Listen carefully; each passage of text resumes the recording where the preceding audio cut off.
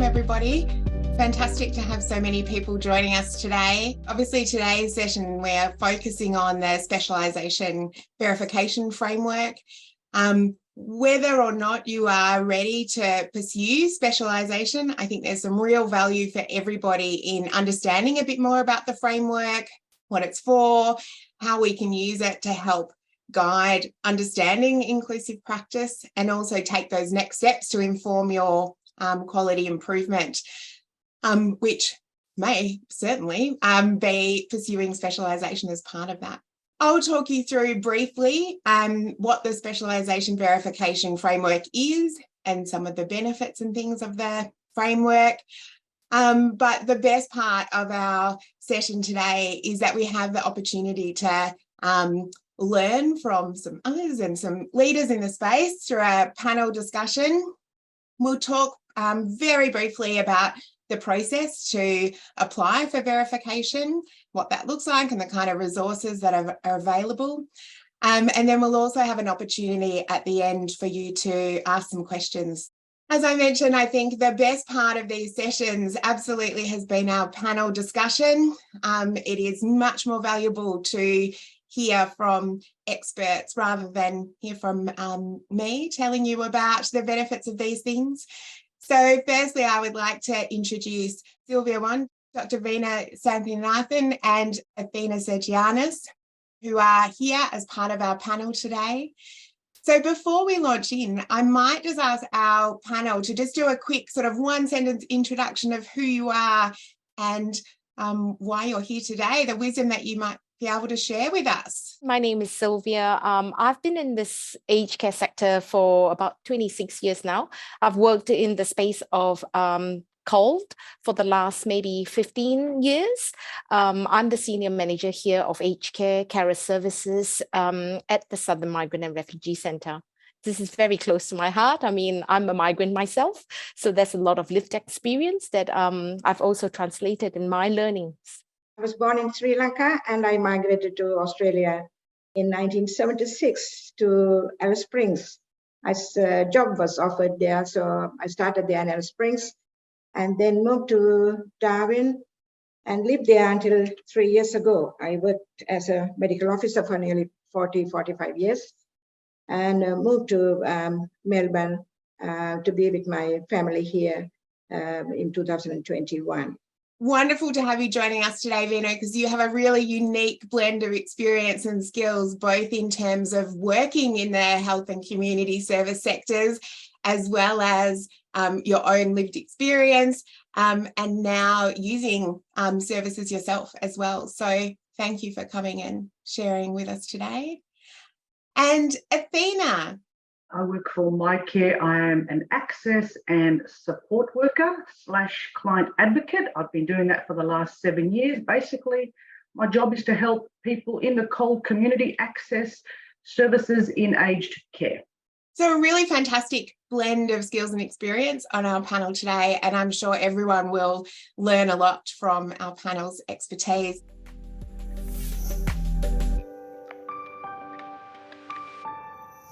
Let me just give you a really broad introduction about the background to the framework to start off with.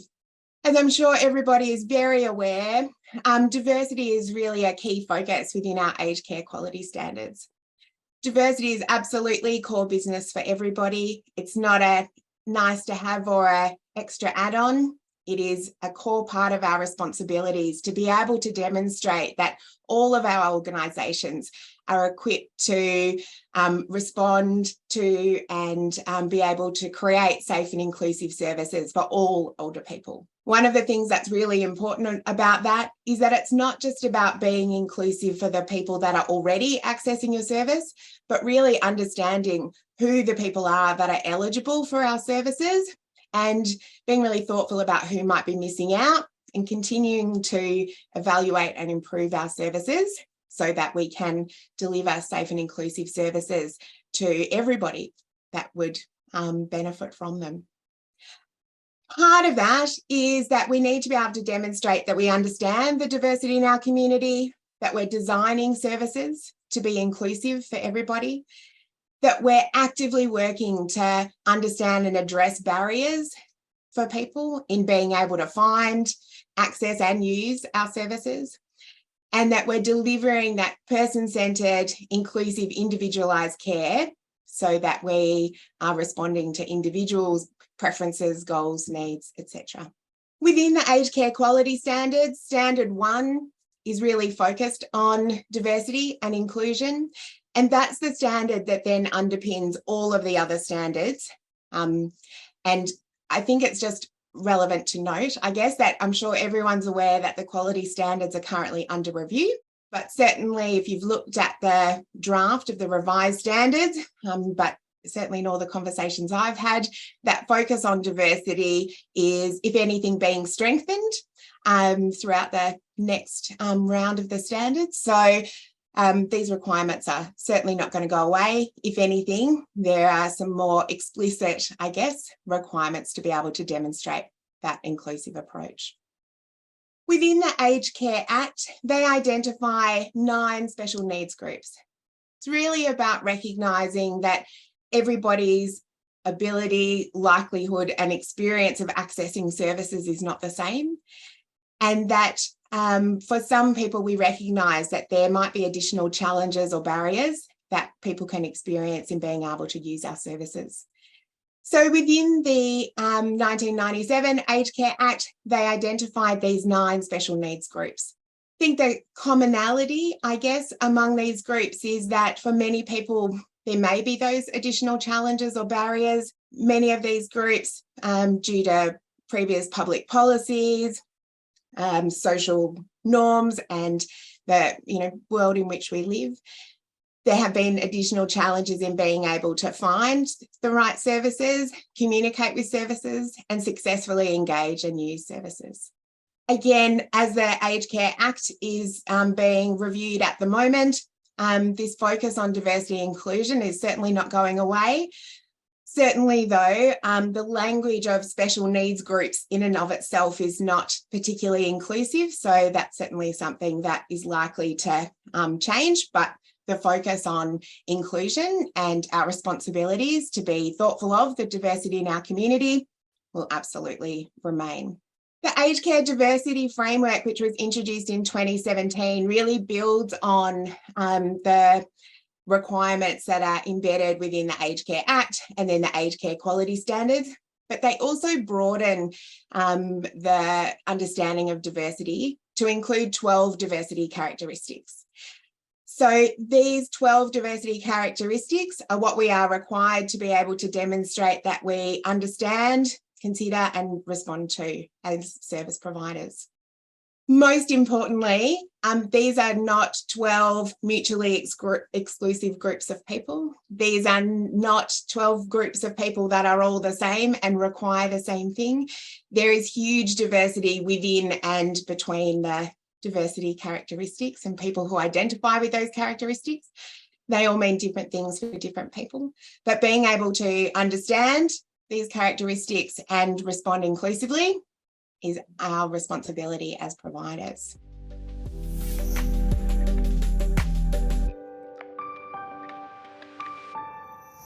Within the Royal Commission, one of the recommendations, one of the themes that came through the recommendations was recognition that as a sector, we need to be better at responding to the diversity in our community and really proactively planning for, embracing and responding to that diversity.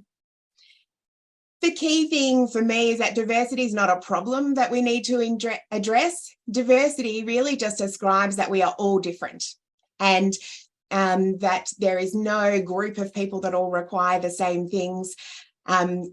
Diversity is that we all bring our individual stories and experiences to the table, and as service providers, we need to have the capacity to respond to that diversity across our community. Absolutely, the Royal Commission highlighted that diversity needs to be core business for everybody, and that we needed to get better as a sector at being able to demonstrate and provide evidence of our capacity to deliver those inclusive services. Also highlighted that consumers needed to be able to make informed choices about choosing providers that were a good fit for them and being capable of responding to people's diverse needs and experiences is a really key part of that. So the Specialisation Verification Framework was developed in response to those recommendations. It was developed by AHA in consultation with consumers, service providers, and experts across the field. And what it does is really require now that agencies provide evidence of their capacity to respond to diversity. Previously, what used to happen is that providers could self-nominate as their ability, I guess, to deliver specialised services. And now what the Specialisation Verification Framework does is provide objective baseline measures to say, this is what you need to be able to demonstrate to tell the community that you are capable of delivering specialised services.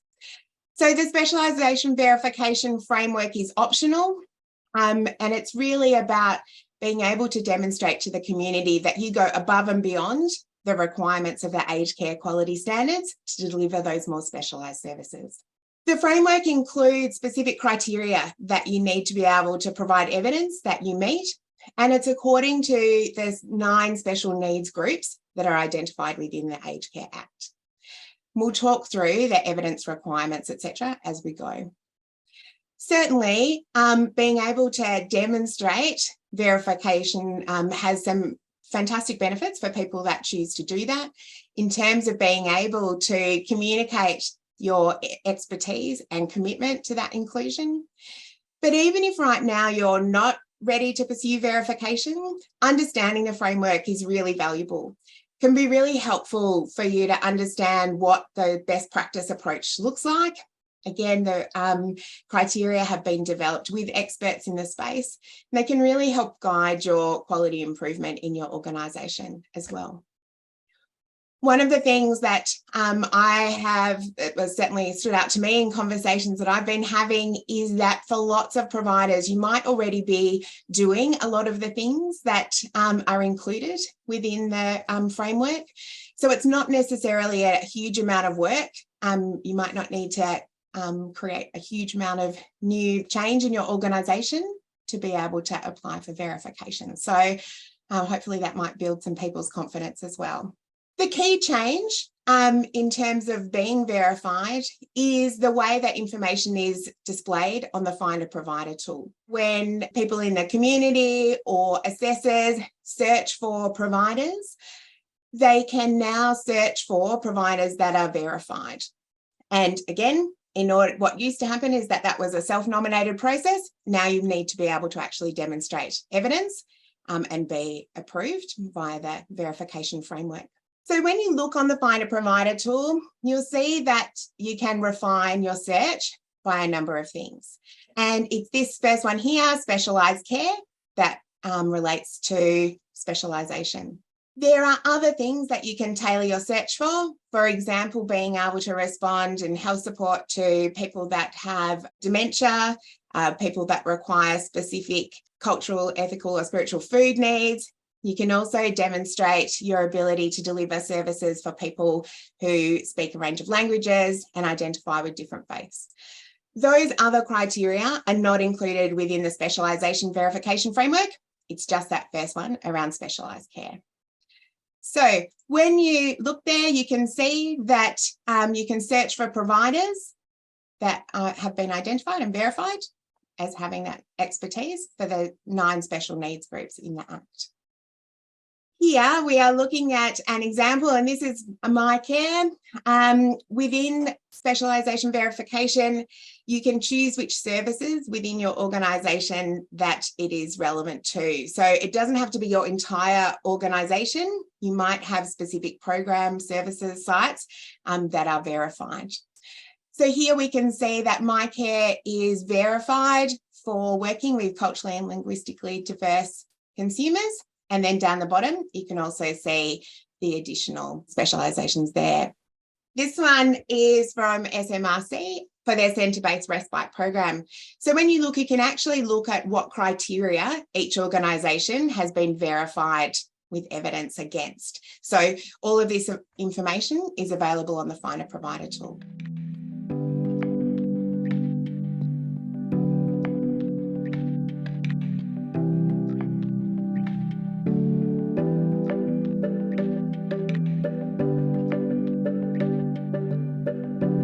The benefit of that, obviously, for consumers when they're looking for potential providers is being able to really get verified and validated information about who might be a good fit and what organisations might be best prepared to be able to support them.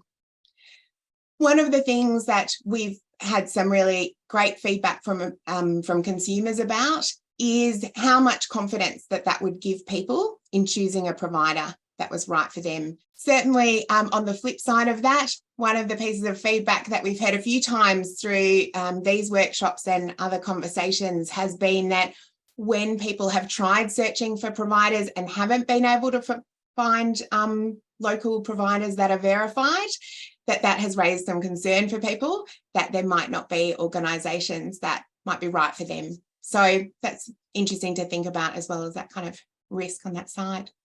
So really being able to make informed decisions and have confidence in the information that's being provided. It's also a really important resource and source of information for assessors to be able to support them to make appropriate referrals for the people that they're working with. And I think for providers, being able to receive referrals that are appropriate and, recognise the support that you're able to offer is also a real benefit. The other thing for providers is that you're really able to communicate openly and be backed up that there is evidence to say and recognise the work that you're doing. You focus on inclusion and where you are really an expert. That might be really helpful, not just within the Find a Provider tool, but also in your broader promotion and marketing of your services, so that you can build confidence in the community about the work that you're doing. As I mentioned before, even if you don't go down the path of verification, I think it's really helpful for everybody to set that benchmark around what inclusive practice could look like. So if we look at our called communities specifically, I think that for a long time in aged care, when we thought about diversity, the primary focus was on cultural diversity. So many organisations might feel that your diversity planning and ability to respond to diversity might be more advanced, I guess, when we think about working with our called communities.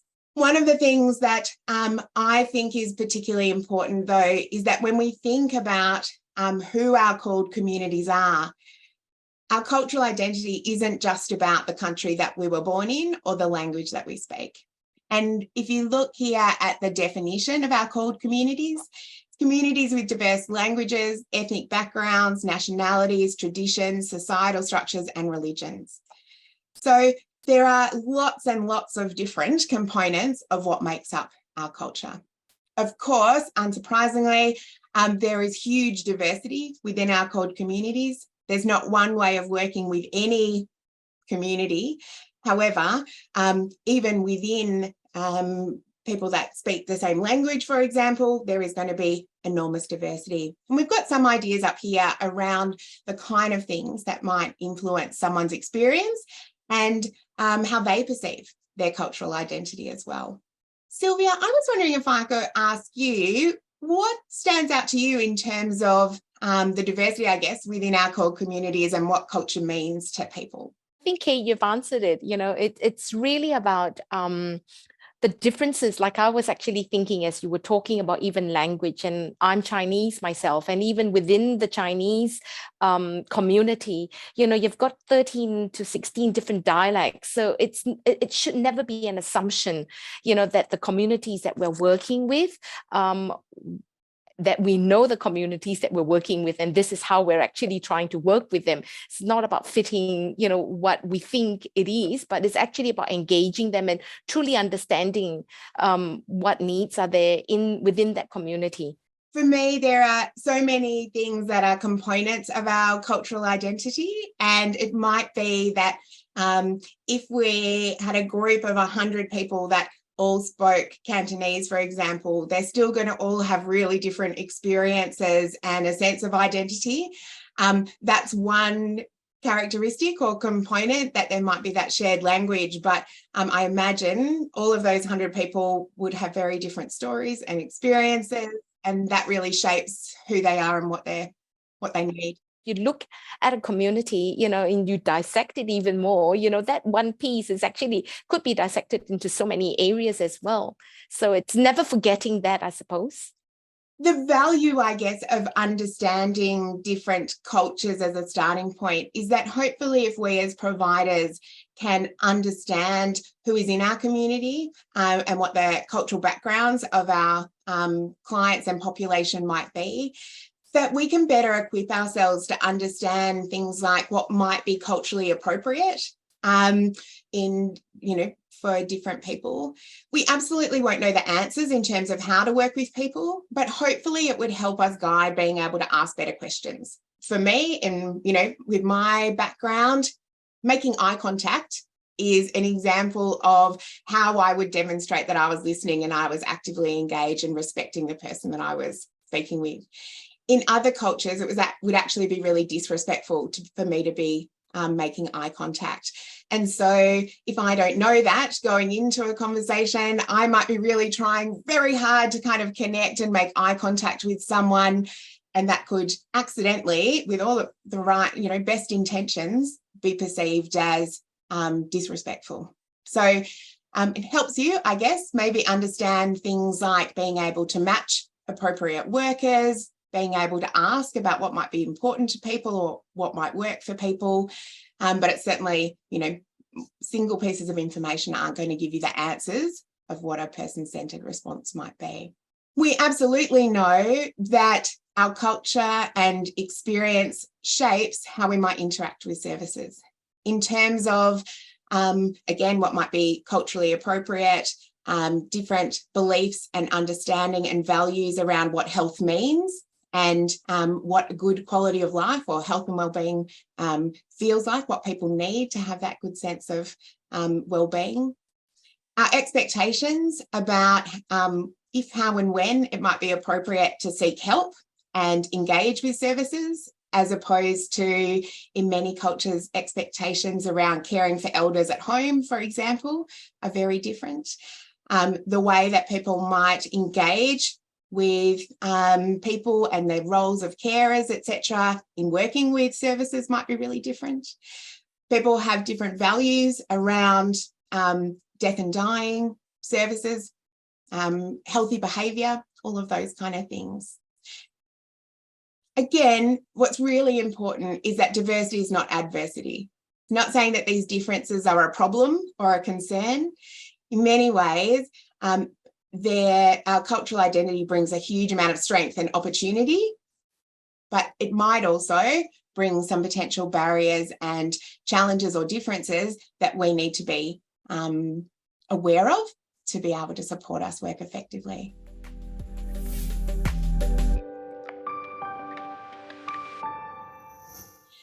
Athina, is there anything that stands out to you there around your experience of working with called communities? First of all, never make assumptions. Even if you're working within one core group like I mainly do, I still cannot make assumptions because everyone's experiences and life journey has been different. And I've found that allowing people the time to talk and to discuss their life, talk about their life, what's going on, and then from there you can go on. Never make assumptions and don't pigeonhole people. Which is really the baseline of person-centered kind of practice, isn't it? That we don't make assumptions, but hopefully we can be equipped to ask better questions and be thoughtful about what might be important. Vino, are there any common assumptions or myths that you think people might make around called communities, particularly when we're thinking about working with older people? Don't always assume that they don't understand English and that they are partially deaf. Speak to them with respect and don't raise your voices.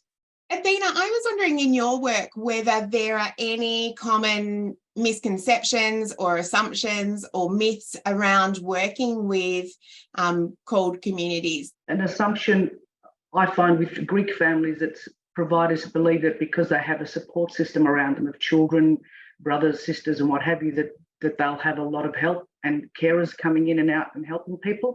It's not necessarily the case, and therefore, people do need to have services external, and they can't just rely on their family, and we can't make these assumptions either.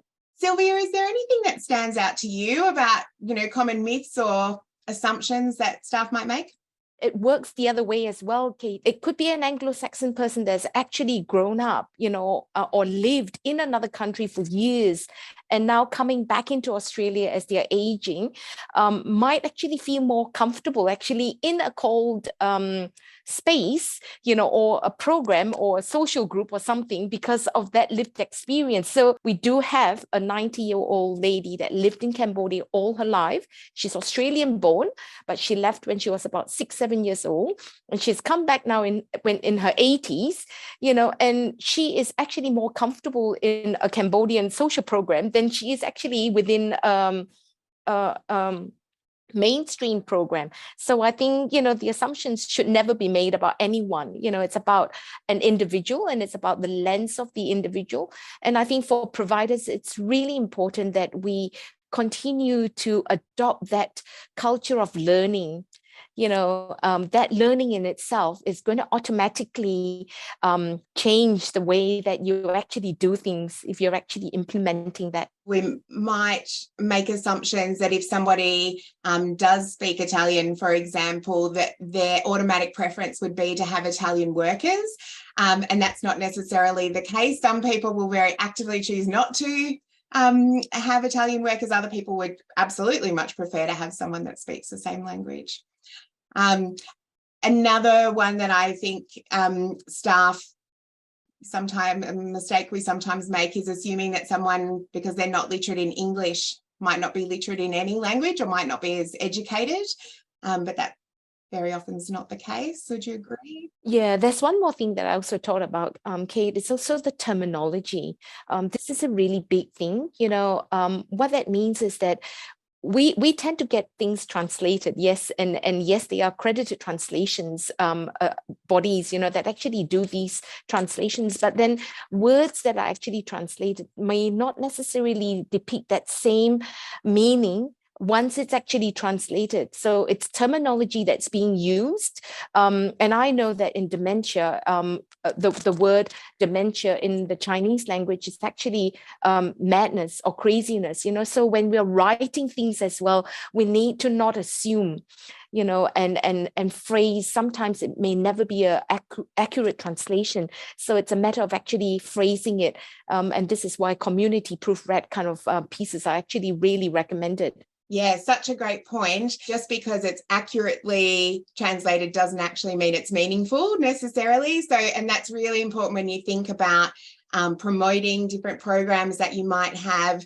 If, just using that example, if you promoted a group for people with madness, that would be a pretty hard sell. I imagine that people might not feel super enthusiastic about coming along to, but there's probably much more culturally appropriate ways to include and invite people and identify something as going to be valuable and meaningful for them. Yeah, and SMRC has been really fortunate because we service, we've got 56 different languages, that we can actually support within the organization, and we have a really strong team of bicultural workforce.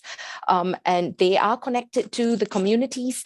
If we're doing a piece on mental health or whatever it is, we tend to actually start off with the community and engage that community to understand, first of all, what that actually means in your community, or whether that's even spoken about before even starting a piece. So all these kind of a preparation, I think these are really good thought processes that agencies should be adopting.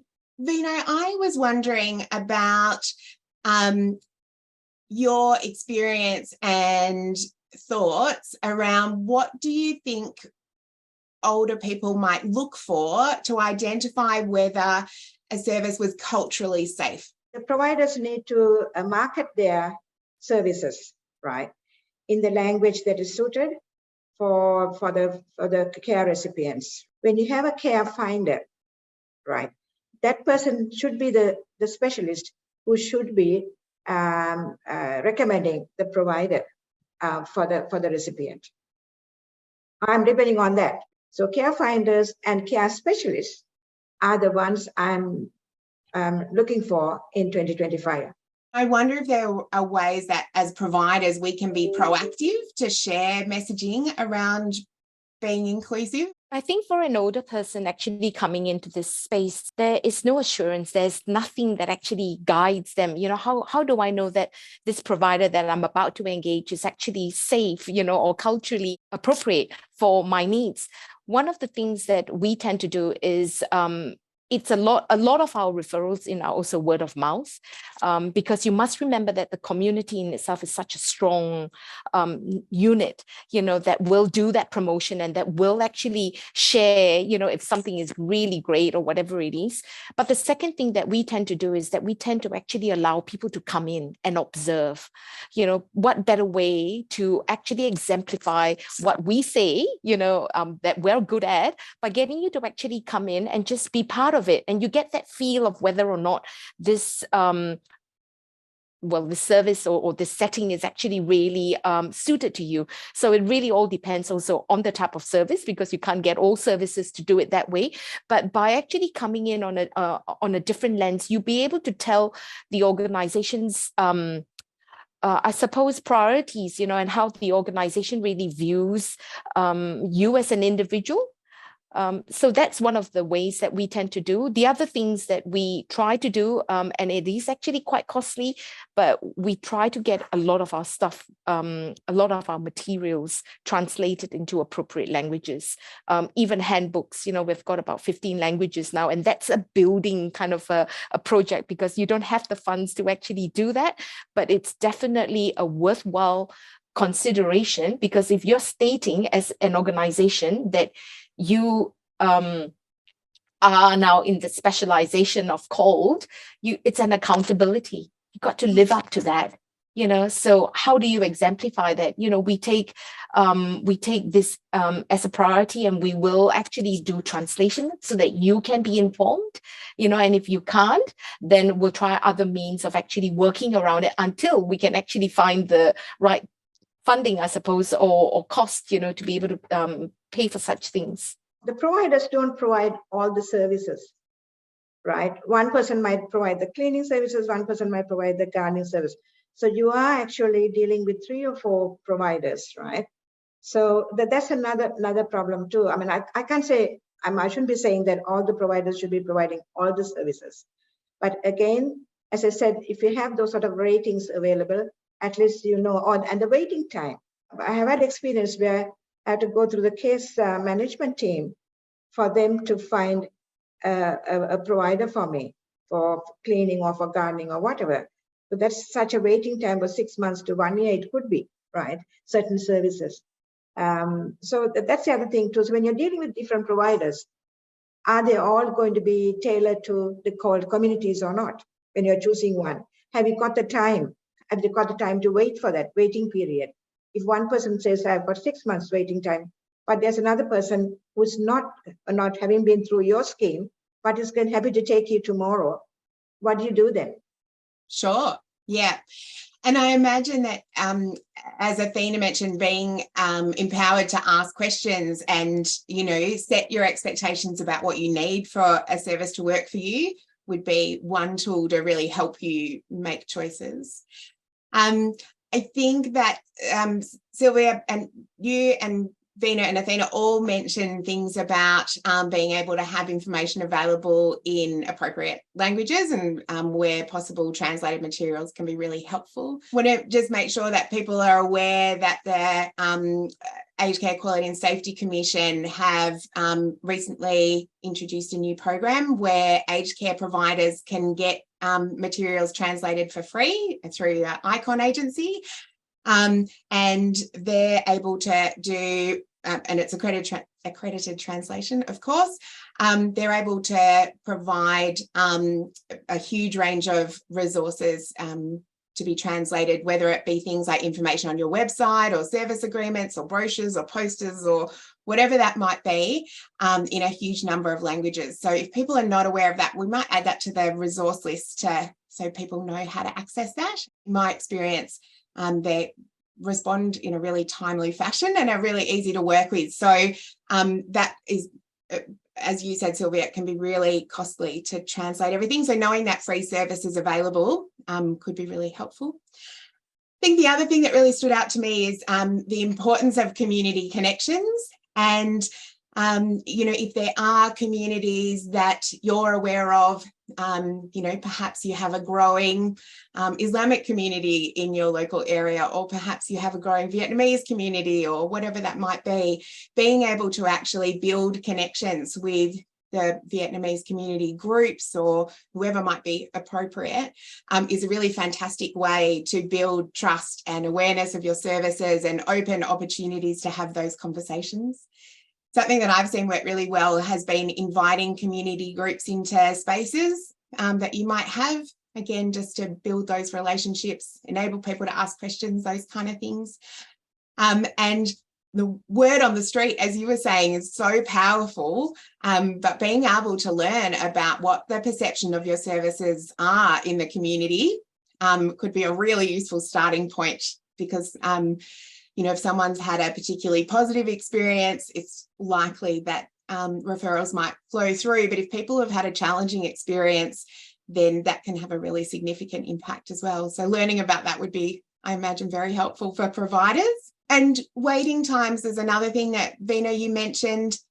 Certainly making sure that organisations keep their information about waiting times up to date and accurate on Find a Provider is incredibly important, so that people can make informed decisions and the right referrals can be made, so that you're not in that constant loop, as you were talking about. Athina, what do you think that it could make a difference for providers or consumers knowing that an organisation was verified? You can be at the base level as a provider, right? Doesn't mean necessarily that you are a provider for the called communities. You have been recognized, you've done your work, you've got your certificate, right? Through what you have shown them, right? And so that gives you a bit additional points for us to select you. So what Vino is saying is exactly right, because I know from MiCare we have huge experience, many years of dealing with the cold community. Verification is all well and good, but it's also keeping on top of that. In terms of specialisation verification, when you are verified, that remains active for 3 years. So every 3 years, you need to be able to demonstrate that you're keeping up that work and focus on inclusion. I think for providers, there is huge accountability. In such certification as what Vino was actually saying, it's not something that you use or should be treating lightly. If this is really where your core focus is, I think it actually ties back into all your processes, to be able to exemplify that this is the road that you're actually going down. Look, SMRC has been in existence for 30 years. We deal with migrants and refugees, but yet at the same time, going through that special verification process had actually also allowed us to review, our diversity action plans, our policies and our processes. What does the service access look like? How are we actually engaging with communities? And how do we actually adopt that level of continuous improvement or learning? How do we actually even reach out to new and emerging communities? So there's a whole pile of work that actually goes into this, which agreeing with Athina, I think that 3 year is actually another way of actually getting agencies to really stop and just sort of reflect, are you still doing what you're doing? Are you still, is there actually, so when we speak about such processes, I've always believed that it should be in twofold. One is the consumer, but the other side is also the provider. So as you're educating your consumer as well, as a provider, you also need to be reviewing even your governance culture towards embracing this. that leads really nicely into having a quick look at what the process is and what the requirements are to be able to demonstrate, because I think that really helps understand and frame that conversation.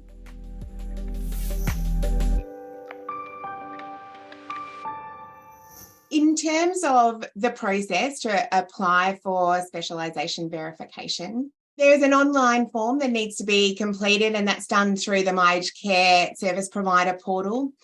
You need to be able to submit evidence against a number of criteria, and I'll run through those really quickly. And I mentioned before that it doesn't need to be across all of your programs, across your whole organisation. You can apply for verification for specific services or programs within that. That information is then reviewed by AHA, and they will also go through a process of collecting feedback from called clients and carers to be able to demonstrate that they receive services that are culturally safe and in line with best practice. So that feedback is provided directly to AHA. Your job as a provider is to be able to facilitate access to those consumers to provide that feedback. There are lots of resources available to guide you through that process and understand the process. Certainly the one on the screen, the guidance materials, is a very good place to start. In your resource list, there are a number of links to all the other relevant resources. And then it takes usually around 4 weeks to be able to review your application. And if you are verified, then, as I said earlier, that'll go up on your Find a Provider tool for your agency. For each of the special needs groups, there are a number of different criteria that you need to be able to demonstrate you meet. For called clients, there is a tier 1 criteria, which is if the provider is run by a recognised called community organisation. When you demonstrate that, that's the only criteria that you need to be able to meet and provide evidence against. Alternatively, you can apply via the tier 2 criteria, and then you need to be able to demonstrate that you meet 4 of these criteria. So the criteria include, I've got them up here, but they're things like having called staff members supported to be champions within your organisation and continue to lead and drive work around inclusive care. Maintaining those connections and engaging with your community. We spoke about that a little bit before. Making sure that at least 90% of staff complete relevant training. One of the things that's important, I guess, about the training is really considering what good quality training includes and what that looks like. Certainly not just a sort of tick and flick approach at intake. Needs to be ongoing, at least annual training. And you need to be able to demonstrate that it is appropriate and quality training to support good practice. That you deliver services and support and resources in languages other than English, and that they're culturally appropriate. That's that you have a consumer advisory group that is supported and includes called community members. Representation on your board, policies and procedures, as Sylvia was talking about before. And another great way to do it is making sure that you are celebrating, including and participating in relevant community events and celebrations as well, and actively celebrating those culturally significant milestones with your community. So as I said, you only need to be able to demonstrate that you meet 4 of those criteria for each program.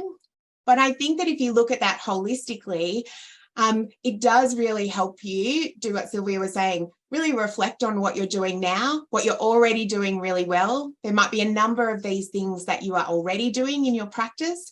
Being able to review that and think about how you can continue to build your capacity to deliver culturally safe services. This could be a really useful guide to support that. There are also things like the action plans that sit under the Aged Care Diversity Framework. Those kind of things can give you really practical ideas about how you can continue to support that diversity action planning and quality improvement, as Sylvia mentioned as well.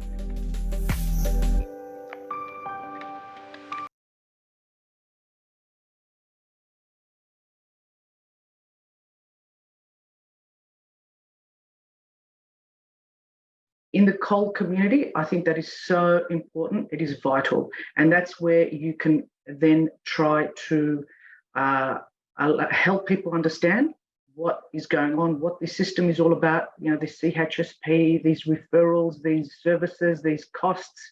There's so much involved face-to-face, and that's when you start to clear things up, and not just this faceless, over-the-phone person who's doing intake or whatever. Can I just quickly add to that, to Athina? One particular occasion, I've had so much back and forth conversation with this one particular client. I was trying to get her to understand my role in this as a service provider. But anyway, it didn't work out over the phone.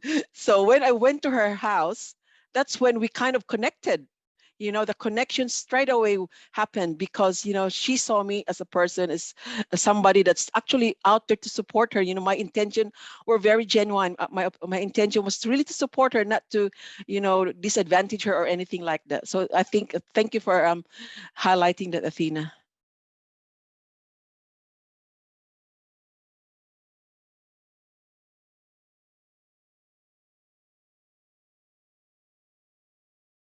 We need to communicate at that very front to the consumer so that there are no preempt assumptions made, that, yep, coming into your organization, I'm going to get this. Or, even a simple thing like having one single worker. Now, we know that that's not really possible as well because, of certain things and because of leave as well.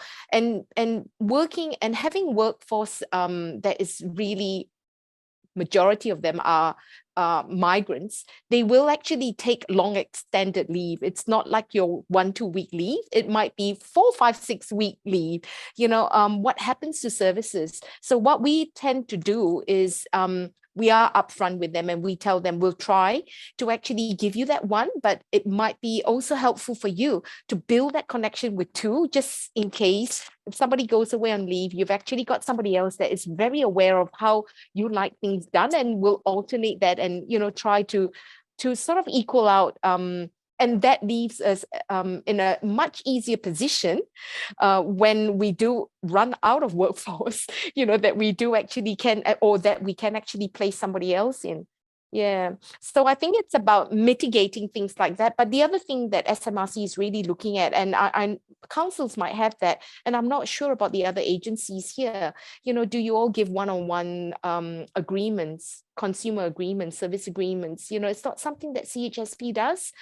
We do have the care plans and we do have all these other things, but we don't really have the agreements, and we're reviewing whether we really need a simplified agreement that really outlines, that way then the consumer is also clear, of what the boundaries are. I love what Vino said, and I thank you so much, Vino, for your wisdom, in understanding that as older people actually migrate, they come in with their expectations to a land that's actually operates very differently to the land in which they had left. How do we educate them as well? It's about stating that clearly at the very start so that that respectful relationship can start to build. I think that idea of framing a different way to think about your relationship with workers is really nice. That idea of using an opportunity to build a relationship with multiple workers is a great suggestion. I also think being really clear about how we use things like the care plan to share information with each other, and we have strategies built in and are really committed to reducing the need for someone to tell their story over and over again, and sharing information obviously with the person's consent. Those kind of things can build confidence. Vino? I'll be happy if the provider makes a visit to the client's home, and if possible to bring the carer to the one who's going to be providing the service. Then because filling up forms is not the same as meeting someone face to face and getting to know about that person, a background, where they come from, how they live, what support they have at home, they're by themselves, or family, how far is the family living away from them? Is it next door? Do they have pets? I can say that in the past, pre-COVID, that used to happen with a lot of different providers. I think with COVID, because of always not going to people's homes anymore, and then we've moved on to paperwork. And I think your idea, what you're saying, Vino, maybe we should go back to having someone go out from the provider, from CHSP, and go into the client.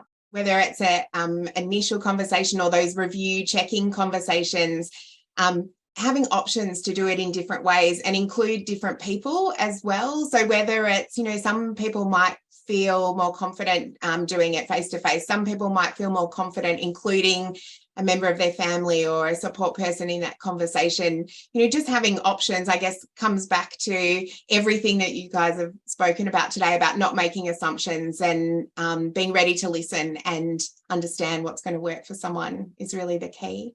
We've spoken quite a bit this morning around the benefits, obviously, of delivering inclusive care and some of the elements that are important to that, but also some of the benefits of learning more about the Specialisation Verification Framework, whether that might be a good fit for you. I certainly hope that there is some value for everybody in terms of understanding how it might guide your next steps towards delivering safe and inclusive services. I think ultimately the reason that we are all working in this sector is because we want to deliver the best possible services we can to our community. And that does require really thoughtful approach and ongoing review and listening to each other and learning from each other and all of those things. I think the framework is one option to really demonstrate that work that you're doing and that commitment and being able to communicate that openly to the community as well. We have a number of these workshops that are rolling out. So I really encourage you to register for those and take part in those conversations. I want to say a really big thank you to all of you for attending, but especially to Vino and Athina and Sylvia. Thank you for sharing your wisdom and experience. I imagine everyone has learned a lot. I've certainly learned some really valuable things from hearing from you today.